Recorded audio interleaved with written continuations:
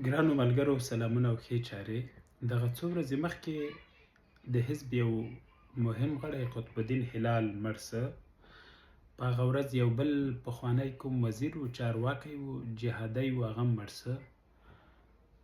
نو خبرونه یې خپرېدل دې وخت کې ځینې کسانو د سیاف د مړه کېدو خبره هم ورکړه.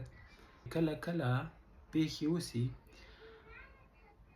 یا شرایط داسې راسي چې ځینې خلک خبریالانو ته یو شی په خوله کې ورکړي او هغوی بې له دې چې ویې پلټي خپاره یې کړي.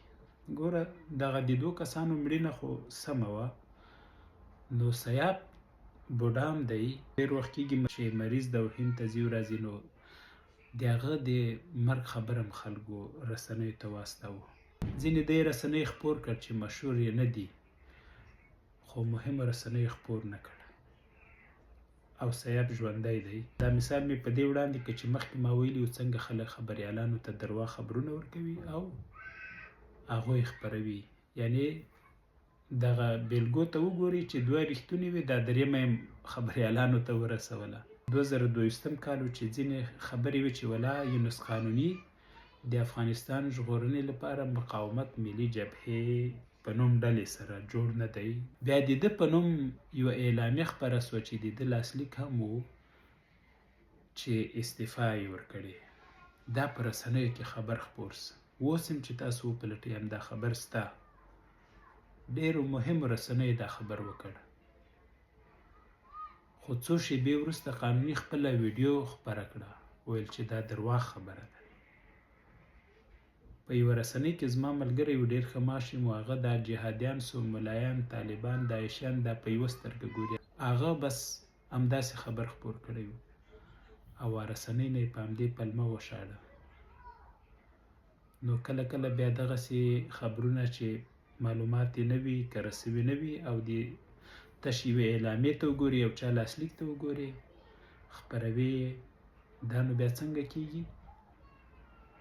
درواغ هم وي، ستا د دندې د بایللو سبب هم کېدلی سي.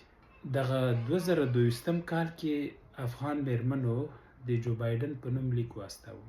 له هغه نه څه وخت وروسته د جو بایډن په نوم یو لیک خپور سه یا خبریالانو ته واستول سو چې دا جو بایډن لیکلی او د افغان میرمنو ملاتړ یې کړی.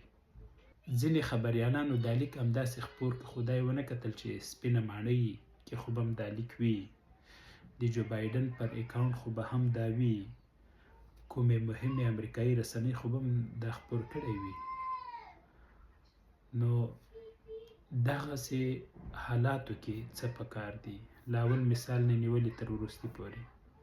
سیاف مړ شو، خبریال باید د سیاف له نږدې کسانو یا کورنۍ سره رابطه کړې وای.